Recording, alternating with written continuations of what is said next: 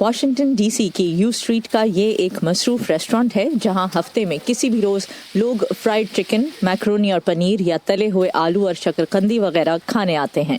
یہ خوراک عام طور پر سول فوڈ یا روح کی غذا کے نام سے جانی جاتی ہے۔ سول فوڈ کا یہ نام دراصل 60 اور 70 کی دہائی میں سامنے آیا جب ملک میں سیاہ فام تحریک چلی تھی۔ میرا مطلب ہے اس وقت کھانوں میں اپنا روایتی طریقہ اپنانا فخر کی بات تھی۔ لوگ دل سے اسے تیار کرتے تھے اور اس سے پیٹ بھی بھرتا تھا۔ اس قسم کی خوراک کی روایت 18ویں صدی یا شاید اس سے بھی پہلے موجود تھی۔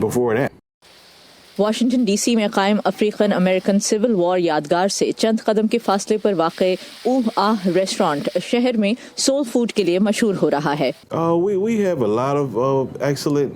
ہمارے یہاں ریسٹورینٹ میں کئی مشہور ہستیاں بھی کھانا کھانے آ چکی ہیں۔ جے زی، لیبرون جیمز اور جے کول، وہ تو اکثر ہی یہاں آتے ہیں۔ اگرچہ یہ سیاہ فام امریکیوں کی روایتی خوراک ہے، لیکن حقیقت یہ ہے کہ اسے اب ہر طرح کے افراد مزہ لے کر کھاتے ہیں۔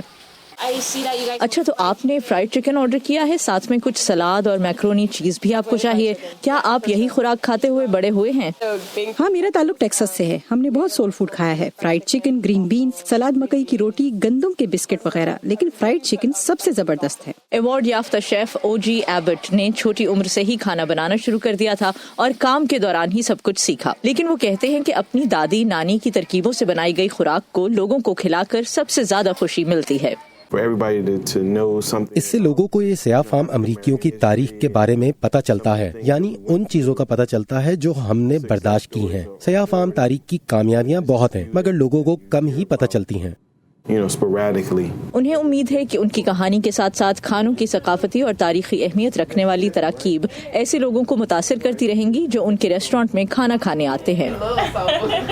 انشن لی کے ساتھ نخبت ملک، وائس آف امریکہ۔